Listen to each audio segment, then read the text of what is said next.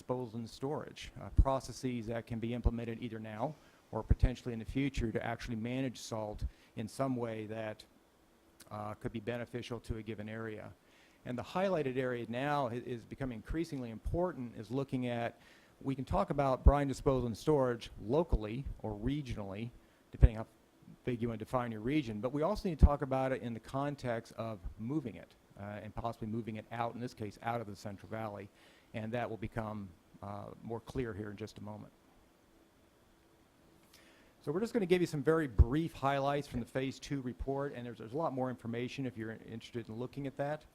But I'm going to show you one scenario that was developed from the southern part of the Central Valley. And what this shows is that, a lot of colors there, but the key is to show the lower part that says 15.2% salt managed versus the 84.8% salt unmanaged is what we want to compare here. Using existing tools in this particular area of the Central Valley, the southern part, looking at the numbers that we have available for existing salt concerns, our concentrations in that area, we can use existing tools like real-time management, deep well injection, and we're not talking about whether any of these methods are good or bad. It's just we have these tools. Look at evaporation ponds. We could effectively manage about 15.2% of that salt in that given area. That is not sustainability. It leaves almost 85% of the salt unmanaged, and we need to figure out a way to manage that in the future. Could you give an example of what you mean by real-time management of salt? I'll give you kind of the scenario of what it implies is that real-time first means that you have the ability to know what concentrations are at any given point in a particular system. So it's a managed system, and you understand what your water quality is. There are certain times when dilution is a solution, where you can actually move salt through legally because it's not at a high enough concentration, because you have enough flow that you could manage a system and move salt in different ways at different times. There are many times you can't do that because concentrations are too low. So it's a very highly managed monitoring system for managing salt, and I think would work in certain situations. Other cases it wouldn't work. Okay. So I think I said so that's an example scenario. We have others. We just want to give you a highlight that we have a problem, and that is, if you look at the question of sustainability, we need to do something to move the salt. Considering local solutions in many cases may not work. So part of the salt study was to say, what would it take to actually move the salt out of the valley, and what would that mean in terms of sustainability and more importantly, costs?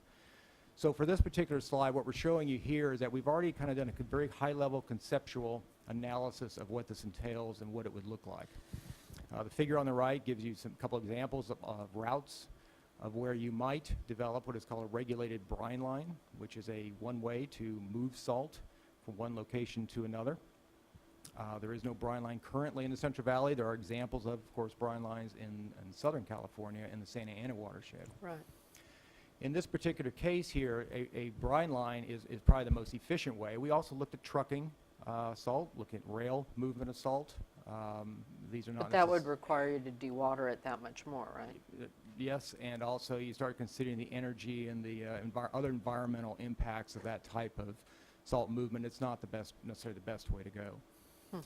So a regulated Central Valley brine line became quickly came to the forefront as a key alternative to consider for the future, and it would achieve sustainability over the long term. In doing a conceptual analysis, we didn't take it too far because there's obviously a lot of permutations of ways you might design such a system, but we at least looked at a couple routes, looked at a couple discharge alternatives for brine, because ultimately you have to get rid of the brine. One is via East Bay Municipal Utility District outfall, and we've had some initial discussions with some of those folks just to look at the viability of that, and also potentially develop a new outfall in the Bay Area. Where is East Bay? I should know, I'm an East Bay Mud customer, but where is their outfall? I've been to their plant near my house, and I am in the smell zone. I'm going to phone a friend. The eastern span of the Bay Bridge. Joe? Dr. LeClaire has actually been talking with, along with Carl Longley, with East Bay Mud, and can probably answer the question better than I can. Yeah, the question was, where is the discharge point for the East Bay Mud? That's true. Yes. Oh, it's in Oakland, right under the Bay Bridge. It goes out about I think several thousand feet. So, yeah, so it's not very long outfall from that plant. Right. Yeah. Interesting. Yeah, Okay, the- thanks. Does it go right out into where the current comes in and out? Yes, Is that how it works? and the TDS, the receiving water in that area is ranging between about 20 to 35,000, depending on the tidal movements. Thanks. Thank you, Joe. Yep, and Interesting. it's about 62 feet deep in that area. You've probably been in a submersible and seen it. Yeah. All right. Sorry, thanks. Just No, gives me a visual. Not at all. All right, so what would a regulated brine line cost?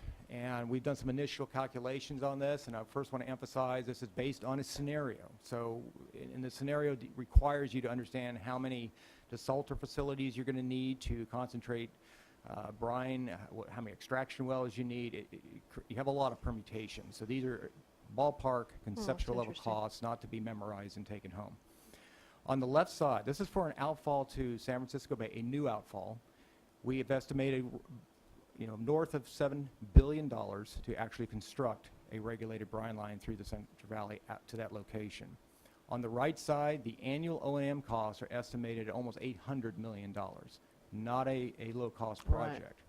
But there is a benefit that needs to be also remembered, and we're learning and looking at these numbers, is that implementation of this type of alternative, when you concentrate the brine, you're also removing salt out of the water and producing product water, Yeah. which has, of course, a significant value. So there's a benefit side to the equation that can't be lost.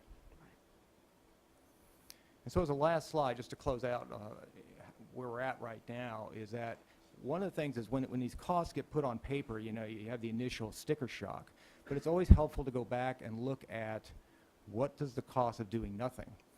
And Gene, a few minutes ago, showed costs that have come out of what's called a Howitt report, 2009, a UC Davis report. And the question was asked earlier, what year do these costs apply to? This is Right. 2030. This is the 2030. Right. All right. Is that we have a direct annual cost estimated by 2030 of up to $1.5 billion if we do nothing. There's also a statewide annual income impact of up to $3 billion if we do nothing. So the no action alternative is costly. You compare a regulated brine line concept, again, using the numbers we've generated so far, and you annualize those costs, include annual O&M costs, you come up with a cost that's actually less than that, about 1.25. Still big numbers, but it looks good actually in the context of no action. And you couple that with the potential product water benefit of up to $900 million a year, it starts to look somewhat doable. The math starts looking a little better, and you don't get quite the sticker shock. So where we're at now is we've generated this general information's in the Phase 2 report. We're working on Phase 3, which is the final report, and that report is to take all the information generated to date and put it in a implementation format so we can put it into the salt and nitrate management plan and have a strategy, short and long-term strategy of how would you ultimately implement this type of a program using existing tools and future tools like a regulated brine line. And that'll be out in the next 3 months. Helpful. That's great. As in some discussions I've had about this, about the brine management challenge, I've been given some figures, but if we didn't have a brine line, approximately what percentage of the salt that we need to manage could we manage in the valley? The example that I gave a couple figures back for that one scenario was about 15%. And by the way, that number is to achieve sustainability. Yeah, So so that's 15% they have in valley. I was curious, if you built the brine line, would it be more economic than just to use the brine line for the 100% as opposed to 85%? That's a good question. I'll refer to was that looked at, Joe? I mean, if you're going to go to the trouble of getting all those rights away and building all that pipe. Well, there's a couple of issues. There's this capacity of the treatment plant. If you go to the East Bay Mud, the cost is like 3 to 5 cents a gallon, which works out to almost $1 billion a year. So the amount of salt that we can manage in Valley means there's less cost for the out-of-valley solution. And the other thing to keep in mind is the 7 million tons that are accumulating throughout the valley. It's an annual accumulation. So managing 15 to 85% of the salt, that's only the salt that's accumulating. It's not taking care of the legacy salt that's already there.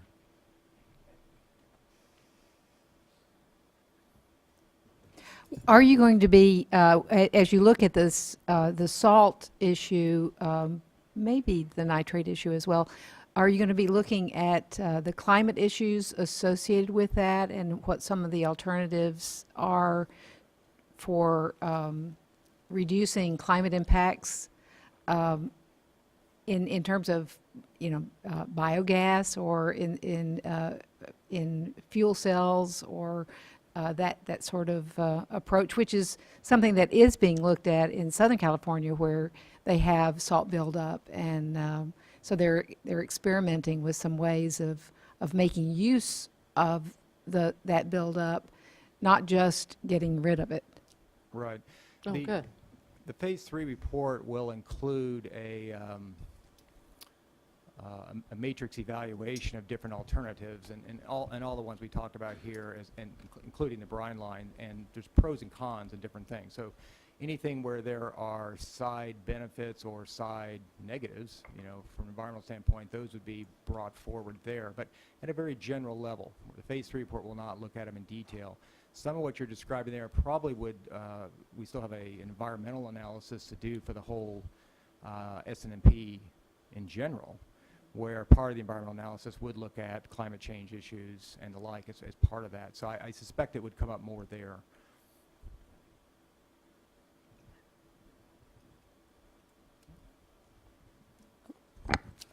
Okay, so I will, my name's Debbie Webster. I'm with the Central Valley Clean Water Association.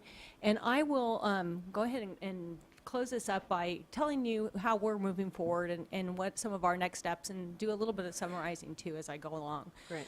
So right now we are still in the continued plan development, and that means that we are continuing to have significant policy plan discussions that are going on. In fact, we have just upped the number of meetings that we are doing in order to get this done. And I want to point you to this picture because for many years we were this crowded in this room, and this month we moved to a bigger room and we outgrew that.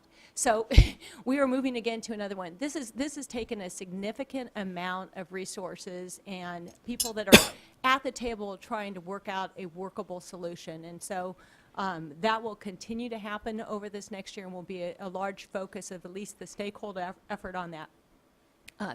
As Richard described to you, we have still some some significant technical work that we're doing. When I say significant, it's not in quantity, it's in importance. Really trying to get to the bottom of making sure that we have the information that we should have in hand in order to have a viable plan. We are working on ground truthing those principles. We have these different projects to see if what we're thinking about really works. And so, and then we're also doing a significant amount of outreach. And we have done, and I don't want to make it sound like we haven't done any, because, and I'll get a little bit more into our outreach, but as we're coming down to really pulling this together, it's important for us to make sure that people are aware of what's happening. So after this year, we'll be working on the basin plan, and then we'll begin our implementation. And I want to stress with that is, when I say we'll begin our implementation, we are implementing. And if you look at your staff report, you'll see over $72 million, and that is just a sampling of what's being done, because I can tell you that all of my POTW communities' costs are not included in this report. And there is a lot of efforts that are going towards both salt and nitrate control. Oops, I'm going to skip this one. Right now we're doing, I'm going to skip this one, hang on. We are doing a lot of outreach. We are talking with federal, state, and local policymakers, and if there's anyone listening that still wants more information on CV salts, we welcome you to contact us, because we would like to talk to you about this. We would like for you to be involved. These are open meetings, and we welcome the involvement. There is a lot to get your arms around, and so we are happy to sit down and talk with you about what we're doing here.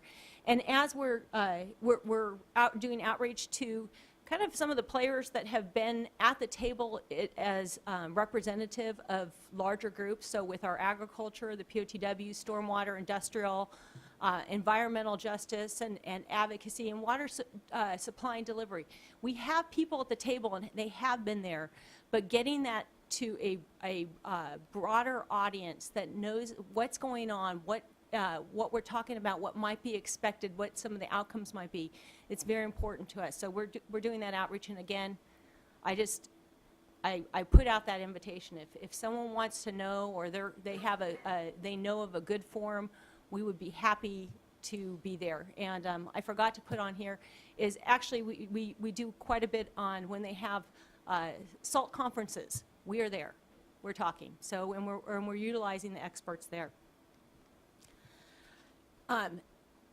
Another key part of moving forward is the funding issue. And let me flip over to this page one more time. As we talked about, there's been almost $15 million that has been contributed by stakeholders, either through direct monetary or through projects that are helpful to develop this plan that have gone along. There's been the $5 million from the State Water Board, which we've really appreciated and really has helped this project. So it's just to get to the point where we're at a basin plan amendment. It's been a $20 million process, not including the 72 that I just talked about there. The costs, though, as Richard highlighted, are tremendous. I mean, even at that conceptual level, when we're talking about, I think he said 1.25 as an annualized expense. Did I get that one right? Billion. It's a significant amount. It's a significant amount of money, but yet the cost for not doing anything is huge. And if we don't do anything and we maintain status quo, the impacts to our communities, to our industries, to the Central Valley are too big to ignore. So it's really important. So we're looking for those funding opportunities, both in the short and long term. We've got the Salinity Coalition that has been doing a lot of the short-term funding, but getting those partnerships with those disadvantaged communities, the communities that the agricultural districts, things that we're trying to truth tell, like we're talking about in the Kings River Basin, where we're getting the communities together to get a plan, to develop something so that we could actually implement it, it is so key and will be so key for this to be successful. And I think, as it was talked about, is if we can show the success, we'll get more success, and that's the hope of this project. On the state and federal side, this salt and nitrate, but salts in particular, has a significant economic impact on California, and not controlling it or controlling it's going to have an impact. Agriculture is such an important part of our economy.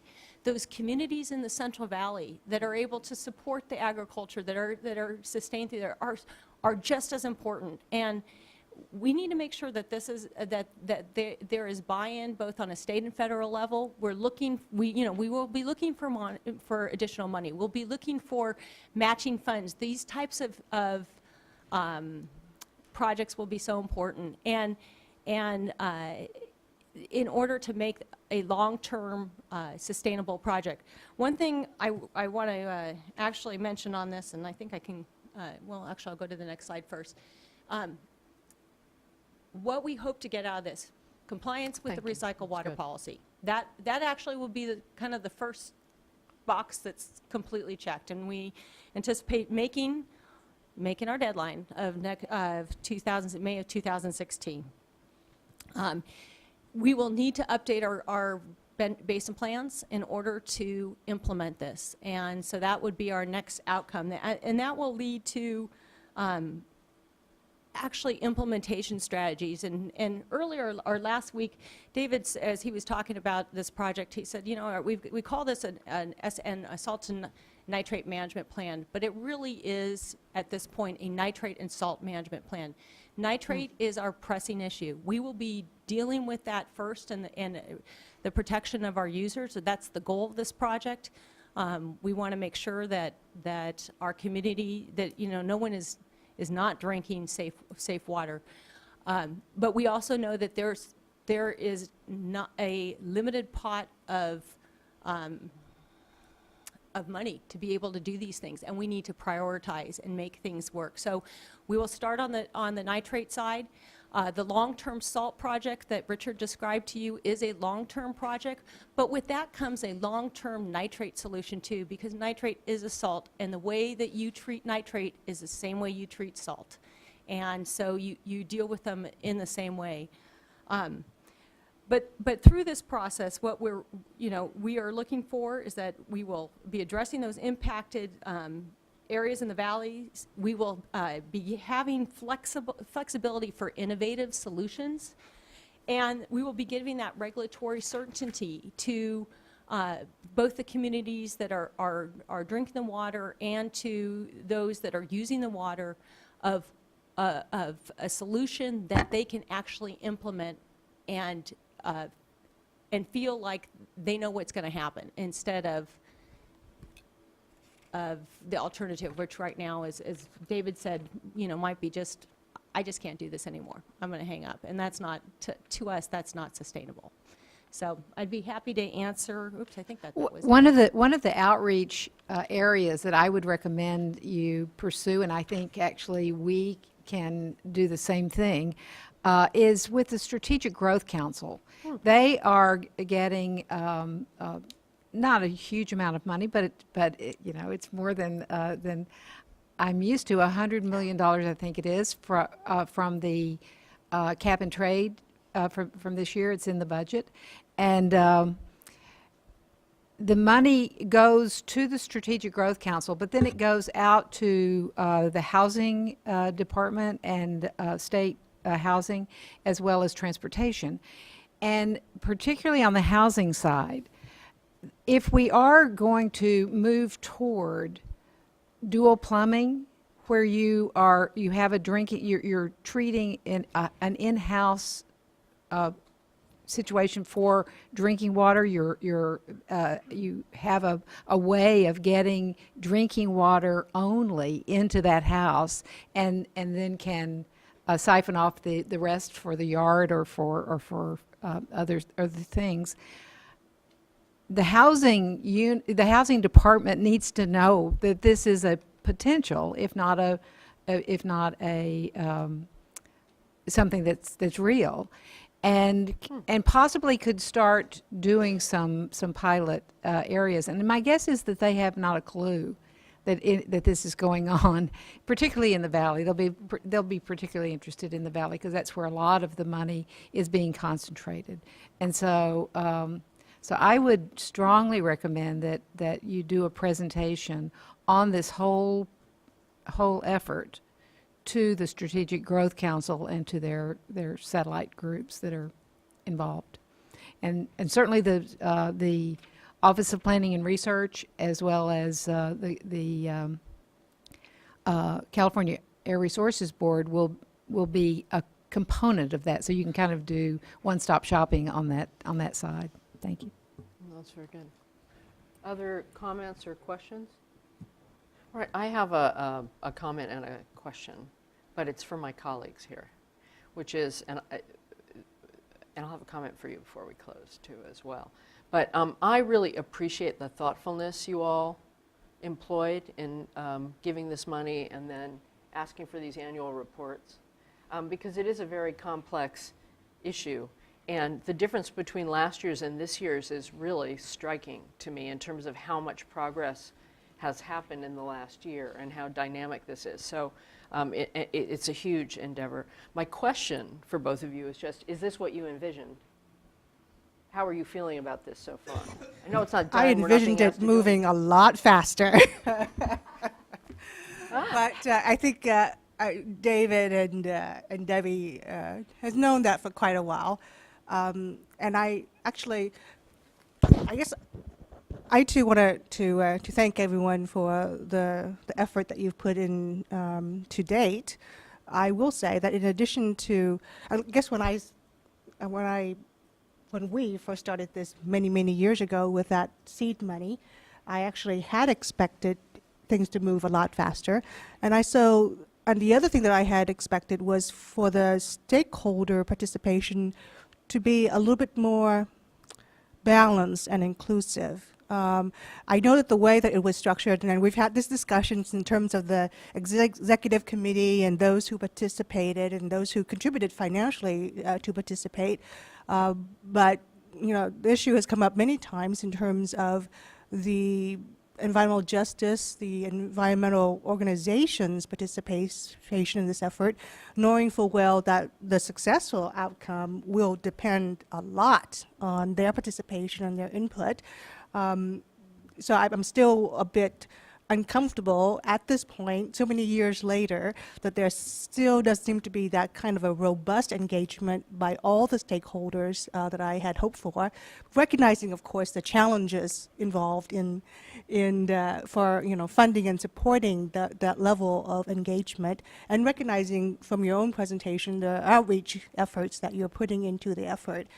So those would be probably my only two concerns with respect to this effort. I totally support the objectives and appreciate what must have been incredible commitment of time and effort and studies that have been put into the process to date. And I'm still very hopeful that this will lead to a very successful outcome and could serve as a model, just as the model upon which this was based was successful in the Santa Ana region. It's just, I think it's been demonstrated it takes a lot of time and energy and effort and money, and I have to add the last, and that is collaboration of all the stakeholders, and I mean all the stakeholders. Very observant. And I guess I would, I'm rarely as optimistic as my colleague is. And so the 2016 date was put in as a kind of practical expectation that we had for the completion of this, and that you are going to be on time is very heartening.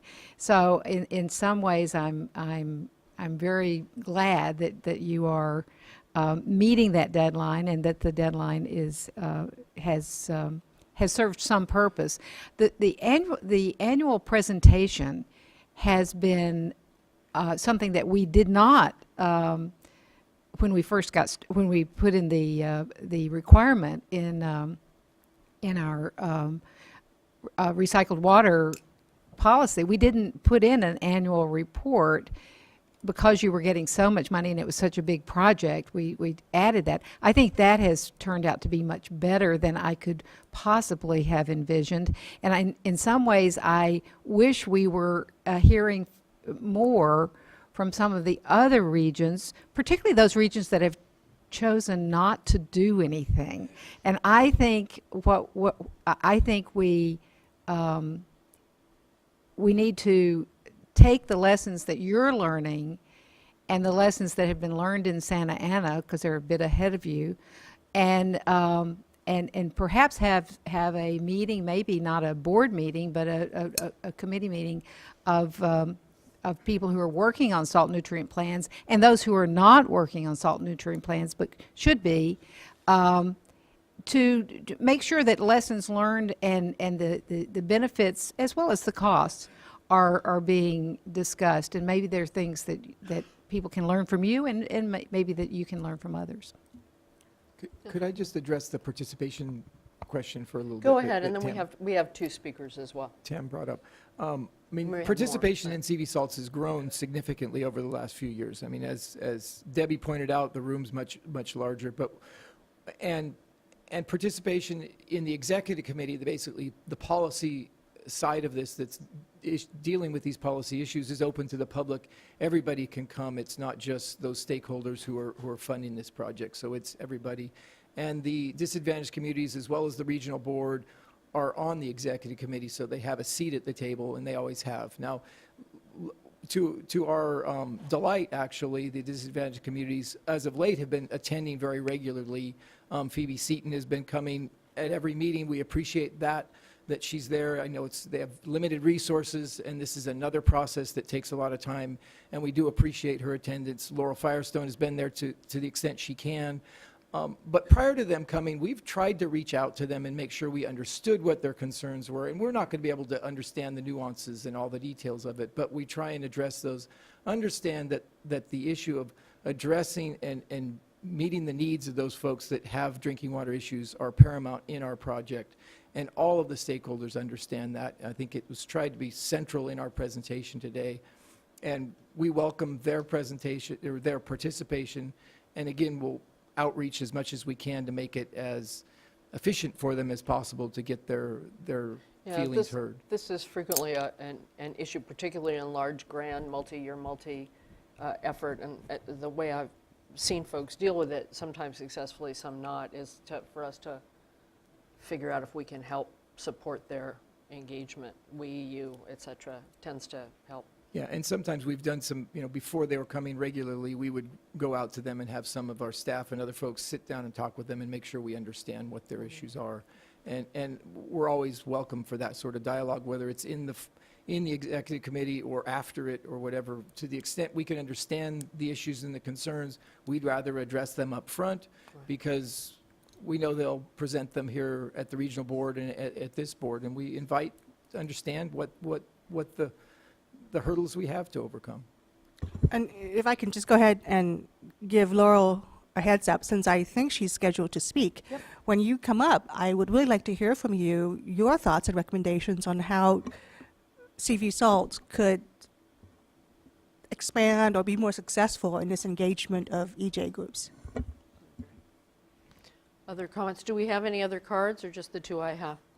Okay, first, Carl Longley, Chair of the Central Valley Regional Water Board. Good morning, Chair Marcus and board members. I've been involved with this process for a while. In fact, I think it was January 30th, 2006, that then Chair Dudek started this thing in motion as part of a joint State Board Region 5 board meeting.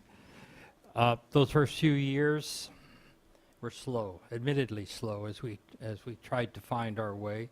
But it did become a truly stakeholder-driven effort. I think that you have very correctly pointed out that we need to find ways to get other groups, particularly the EJs and the environmental groups, more involved. The EJs have been involved, and I think Laurel will talk about how they can be better involved, and I think your question is a good one. Board Member Dudek, but the groups that I have not seen are the environmental groups. And Well, that's interesting. we'd like to take care of issues now and not through lawsuits and so forth later on. So how to get them at the table is a question I have in mind also. Have you asked particular groups? Oh, in the that you- beginning, I went out and asked a lot of people, but I don't, for whatever reason, they have not Well, been sometimes they're not funded. I mean, having searched for That's- funding for them as part of a job, it's Yeah, not that no. easy to get funded for everything that's important, and they have to work on what they're funded for. But you all have made an incredible amount of progress, and you're kind of near a finish line. So that's very different than the beginning of a big speculative process. So I think it's worth a try again. You're right, and obviously something we have to keep working on.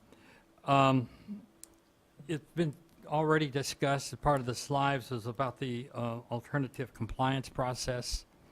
That's going to be very innovative. I think that it was very correctly said that that does not involve a get-out-of-jail card.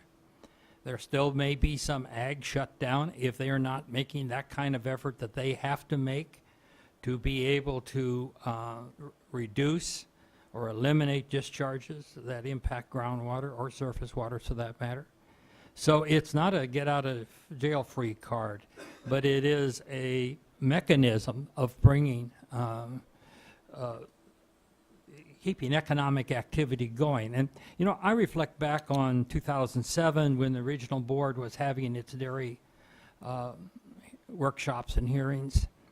And we had an awful lot of folks come in and ask the board to find a way to get them good drinking water. And I think I maybe have mentioned it to some of the board members in the past. But it seemed like every third or fourth person said, but whatever you do, don't put me out of work, or don't put my father out of work, or my uncle, or whoever.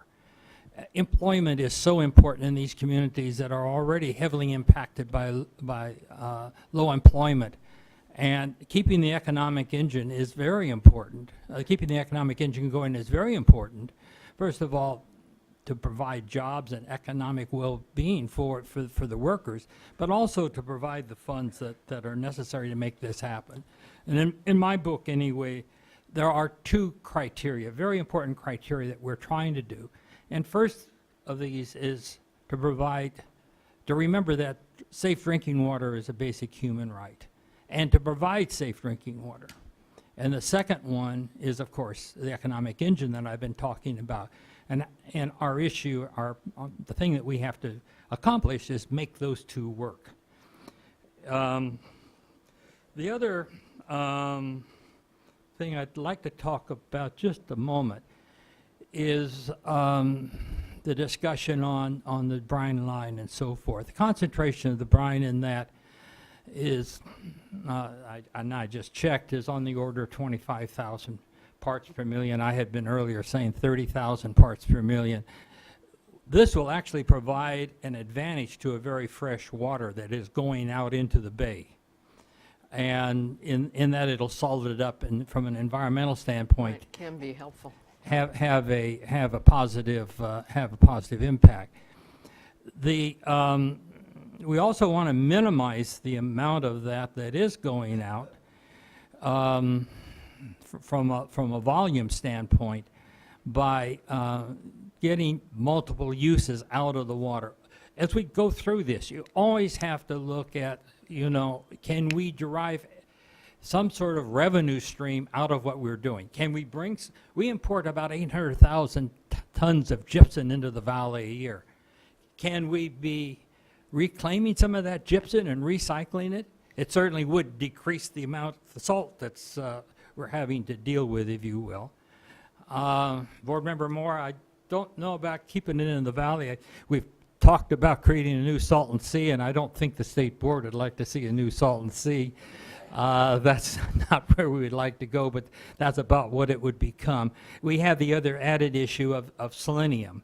And if we do create a body, a small lake or whatever, I say small, I don't know what small is in the context of the amount of water we have, but if we do that, we have the added issue of selenium that we have to deal with insofar as the wildfowl are concerned. So this is a conundrum. There are a lot of interesting not a lot, but there are several interesting technologies coming along. At least two of those technologies can also address the Chrome 6 issue. Well, So we need to be, as we go down the road on this, we need to be looking for co-benefits. right. And there's an awful lot of Chrome 6 out there. I can tell you that. I've looked into that. So I certainly appreciate your support in the past and your current support. It's just essential we keep this train on the track going the direction it's going, but it needs to speed up and go a little faster. Sure. Thank you.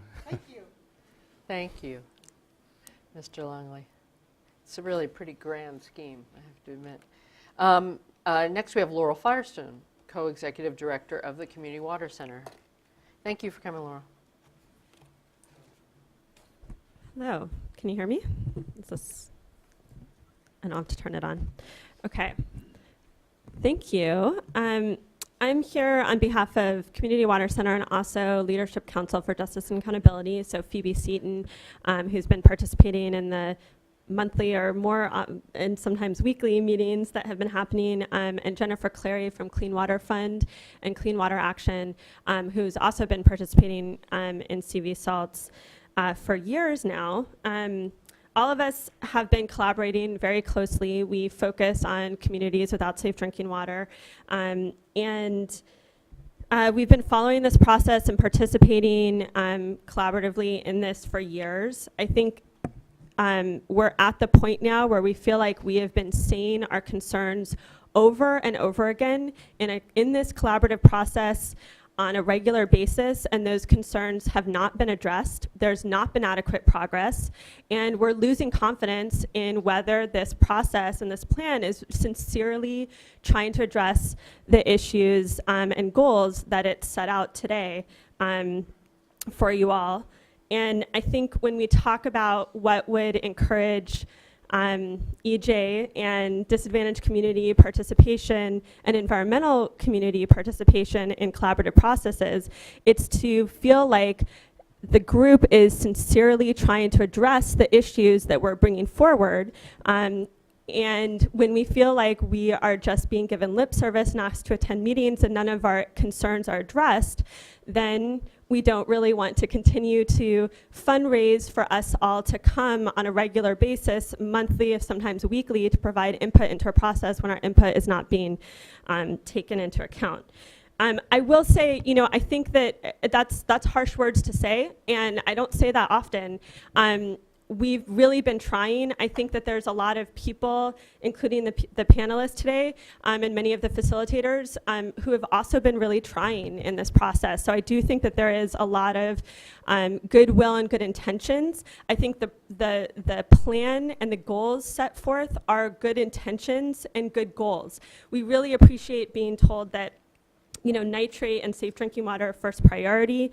We're not seeing that in terms of the progress being made, in terms of the resources put forward to develop real solutions to improve water quality.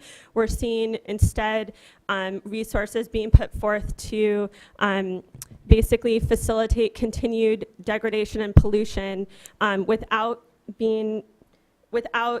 adequate mitigation to fully mitigate the true costs of nitrate contamination, and to ensure that whatever solutions are funded or developed are really going to be the ones that are best for communities and not just the ones best for dischargers.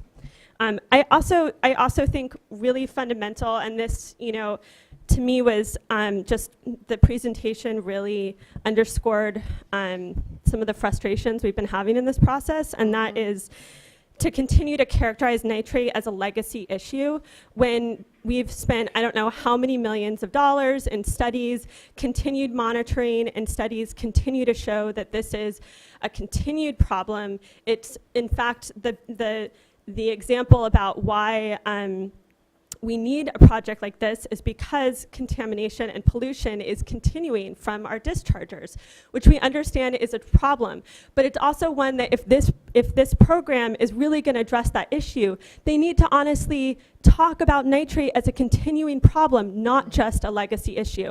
And this program needs to not just talk about addressing a legacy issue of nitrate, but a continuing issue that also has some legacy components. And talking about that honestly together, rather than continuing to refer to this as just a legacy issue, really underscores the point of our frustration of not adequately and sincerely developing solutions that are going to achieve the goals. We feel like, you know, they set out 3 goals, the goals of safe drinking water. We want to make sure people have safe drinking water now. We couldn't agree more. The goals of reducing the impacts and the goals of managed restoration. All 3 of those need to be pursued. If we're gonna, depending on how this program and any alternative compliance program is developed, and the details of how things are defined, and also the resources put into developing new best management practices, new aggressive efforts to actually restore water quality, that's going to determine whether we actually achieve those. We set out in our letter to you all some of the main concerns we had and continued questions we have that to us are really fundamental in terms of getting to the goals that we're all trying to get to. This has been something we've been discussing and continuing to bring up and discuss for at least the past, you know, for years, but in much more concretely and specifically in the past year, I would say, as we're developing the alternative compliance programs. And we feel like that, unfortunately, the progress has not been where it needs to be to get to a solution that we have confidence in. be happy to answer any questions. Great. So if you, thank you for coming all the way here, because it does seem that the goals in an archetype are good, but the devil's in the details, as well as engagement is about not just, it's about how people feel. You can't make everybody feel the way you, I mean, and it goes both ways, of course, in terms of hearing each other's honest concerns. But if you were going to pick the things that would make you and your colleagues feel more confident that this would yield to things, it's more than just the use of language, right? It's Right. beyond that. So can you just give us a flavor for the folks? I know you wrote your letter, but Yes. just again, for the folks who are listening and not diving in. Yeah. Some examples of things that would, Yeah, I would love to. I wasn't sure that I would have time, so I appreciate that. Yeah, so one of the big proposals is to create this concept of a three-dimensional averaging to create assimilative capacity. So you could average, higher, shallower and deeper aquifers to be able to get to an average and allow for the creation, this concept of, oh, now we have assimilative capacity, even though the shallow groundwater is polluted, because we can average it with the not yet polluted deeper aquifer, we now have assimilative capacity. And we have real concerns about this because by nature, it means that there will be shallower parts of the aquifer that are allowed to have areas of nuisance and pollution, and that's where most domestic wells are, for example. And we are concerned that this will have a disproportionate impact on low-income communities and low-income households. but can I just, as I understand it, again, you're deeper into it than I am, the theory is that you provide the drinking water to those communities so that impact doesn't happen. Well, that goes to our other concern, is that it's not clear with a mitigation program whether it would truly mitigate all affected communities and how that mitigation would occur. So specifically with, it's not clear that it would impact, that it would help to serve private well owners. It's not clear that it will mitigate increased costs to having to treat contaminated water for those that are able to access safe drinking water but have increased costs. And it's not clear the type of solution being developed for communities to access safe drinking water can look very different. It can be providing bottled water. It can be providing a long-term surface water treatment plant. Any of those things have costs, and they also have long-term costs. And I think part of the other concern is, if you're putting in place something that is going to have very high costs and you're saying it's going to be paid for, how long is that going to be paid for? And at what point is the community then going to have to pay for those costs once that money runs out? Or go back to the aquifer. Or go back to a okay, polluted that's helpful aquifer. to understand, right, which is now more polluted. Okay. And I think we also have concerns about just, are we not, the Central Valley, and particularly the San Joaquin Valley, is almost, it's more than 90% of the drinking water systems rely on groundwater currently. We're just given the piping and the available water sources, we're going to continue to have to rely on our groundwater resources. We can't just give up on them. And our concern is that this scheme basically isn't going to have enough protections to make sure that we're not sacrificing our entire aquifer for future generations, so that we can maintain the status quo of how things are run. And we all believe in ensuring that we can have a thriving farm economy in the valley. That needs to continue, but it can't continue if there's not some changes in how things are done. And so one of the issues I think that we have real concerns with is this also relies on very detailed and precise accounting to say, okay, we're going to allow up to this much of loading in an area. Right now, there's no indication, there certainly is not an existing one, and there's no indication of how there would be any kind of adequate monitoring program to be able to really make those precise determinations in a way that leaves us any confidence that we're actually going to be protecting our water sources. So I think in theory, a lot of these things sound good, but there's not a robust and detailed framework for how this would actually be implemented in a way that we can all have confidence that we're really protecting and ultimately restoring our groundwater resources rather than just sacrificing it. So the issue would be, thank you, it's very helpful. So the issue would be how much more needs to be in this framework document versus awaiting the site-specific WDR fight. That's what I'm hearing, that there needs to be more bumpers, caveats, safeties, et cetera, in this for you to feel comfortable going into an WDR Right. dialogue, which is also time-consuming, and there'll be a lot of them. That's part of why I was asking about how many we thought there might be. All right. Do you have, do you agree that the Strategic Growth Council should be aware of what's going on here? Because I know your communities are quite involved in the Strategic Growth Council, but they're kind of running on parallel tracks.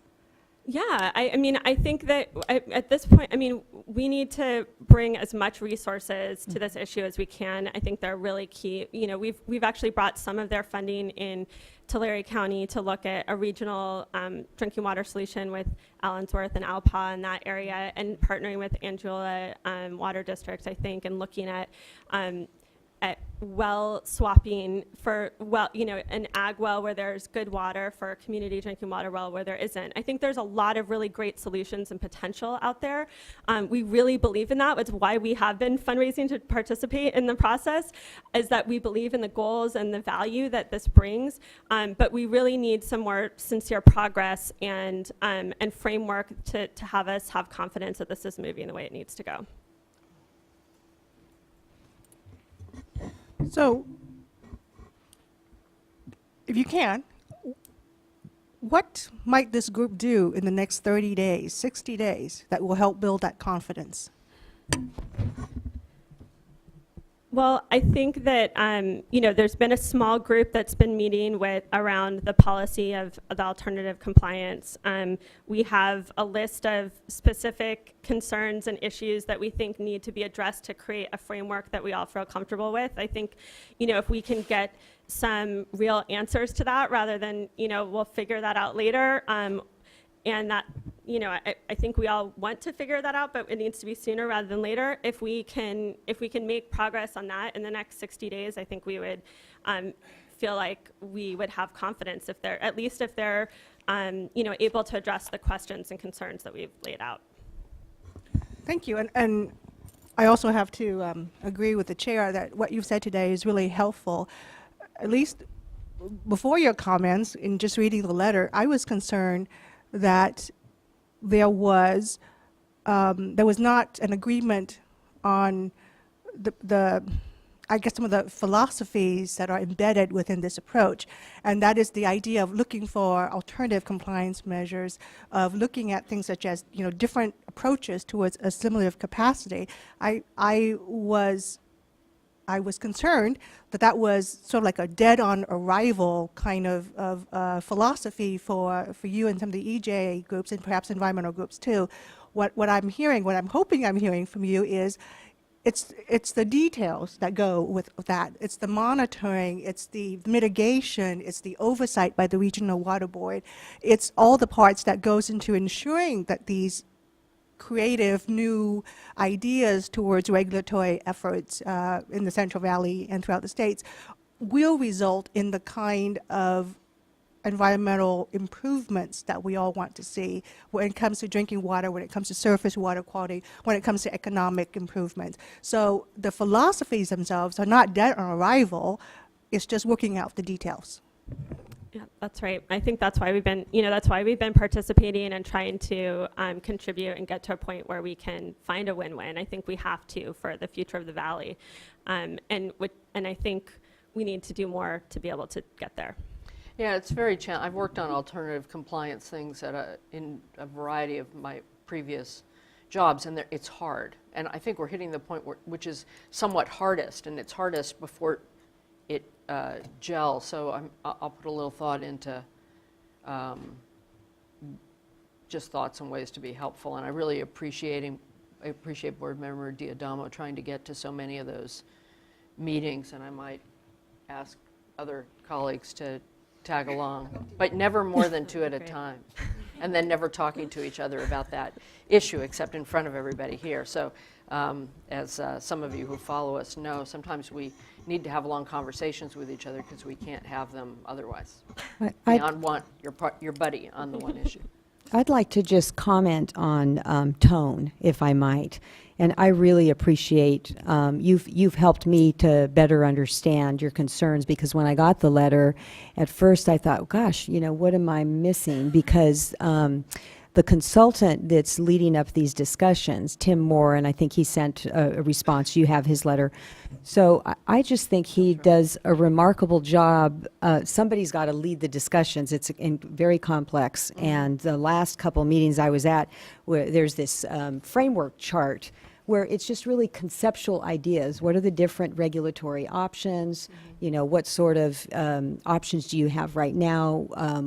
Where would, not the details, but where would an alternative compliance strategy fit in? At what point through this flow chart would it even, sort of kick in?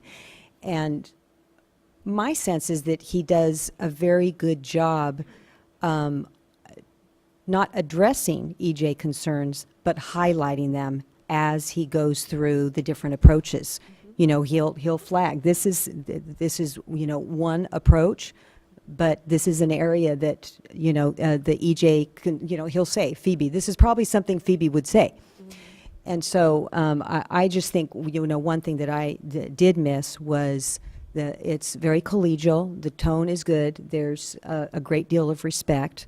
And I kind of look at Phoebe and think, because it's usually Phoebe. Sometimes I've seen Jennifer there as well, but usually it's just one EJ rep because you guys have a lot going on. Right. You can only be, so many places. And then, of course, the other stakeholders that are there, it's not just the advocate, but also the technical team that's there. And so you do kind of get the sense that, you guys are outnumbered. But I do think that the group does, a good job trying to always go back to the central theme of, getting safe drinking water. As far as the details, I just don't think that, as you say, it's not going quickly enough. But those details most definitely have been highlighted, that once they get to those projects and once they get to an actual discussion of, right now it's just being referenced, that they keep talking about, what is it, a straw man proposal? I can't remember what the terminology is, but that archetype. But yeah, once you get there, then those discussions will definitely, that's where the detail is going to be, hammered out. But in the meantime, it just keeps getting flagged. Yeah, and that's been our experience as well, absolutely. I mean, I think that we really respect the people that have been working really hard on this. We know it's not just hard for us to find time to attend so many meetings, but everybody that participates. And I think that, the people that do and the facilitators do a good job of facilitating a good discussion. The problem is we have the same discussions and we're not able to get to those details. And I think that there's probably frustration on all sides that we're not there yet. But we need to get there. And I think the archetype study is going to be important, but it's also tough because so far we've had just one meeting locally with the archetype group in 9 months or something. I mean, it's a long time. Okay. So it's hard for us, I feel like we continue to be told, oh, that issue will be addressed somewhere else. That issue will be addressed somewhere else or down the road. And that's true with the nitrate issue continually, whether it's the irrigated lands program or dairy program, and then CV salts or archetype studies. And I think we're at the point where we really need to see it being addressed. Yep. Well, Sure. I also want to thank you for those comments, and I just would like to say that my comments earlier were the same comments. I share that concern because I think and I'll explain. I mentioned there needs to be a performance standard, and when I use a term that strong, it means we're all going to have confidence in it. And you've used that term, chairs use that term, and then you've talked about archetypes. And again, whenever we go from any kind of paradigm shift in our planning, which sets the stage for what WDRs have to have, as you point out, in the end, we have to prove it. That it works, it provides equivalent protection. So it's on all of us. And I think you've articulated, one of the areas when I talked about moving from concentration-based to mass-based. Well, how does that work? What kind of monitoring do you do? And Board Member Dodick touched on that. So I think that's our collective challenge. And I think you've heard an acknowledgement of your concerns. But I always feel that we make progress when we use specifics and we get into the details. So had my questions been answered in a way to say, for instance, in this basin, this kind of approach might work. But we've seen through our archetype, by looking at case studies, this won't work in this setting, but some alternative. And that's where this CV salts process has to go pronto. We need to get in the field, on the ground, and explain how it works in this neighborhood, in this county, in this basin. And if everyone can hang in there, like my fellow colleagues have pointed out, the progress, even if it doesn't meet our goals on timeline, it has been remarkable. And let's see how these case studies work out, and recognize and respect that everyone at the table knows how important safe drinking water is for Californians, and we're all committed. And let's just recommit to making progress this year. Great. Thank you. Yeah, if we can make this work, it's way better than our business as usual case with the tools we have. So that's the goal here, is to achieve both aims in a more common sense and cost-effective way. But again, having been through this, one thing is the idea. When you're negotiating the details, it's very challenging, having gone through the Excel program and Common Sense Initiative in the 90s and stuff I did in LA. But again, you have to do this first in order to get there. So the concept of it is great. Before we wrap up this item, though, I do want to turn to the four speakers up here and put you on the spot. You've heard what Ms. Firestone, I guess, requested with respect to some feedback, some responses within the next 60 days. Can you commit to providing her those feedback? I'd like to start, and I do appreciate Laurel coming up, and she has been very effective in making her concerns heard. And Dee Dee was at the last meeting, and these concerns came up. We had the general overview. You saw the priorities that we laid out, the general idea of where everybody was in agreement, recognizing we had a lot of detailed discussions that still needed to go on to address some of these issues. Along with that overview came the comments from the NGOs and from the environmental justice groups, as well as from the agricultural community, and it was decided to create this smaller group that over the next 30 days was really going to dig down into the weeds and try to figure out what are the safeguards that these projects need to be looking at.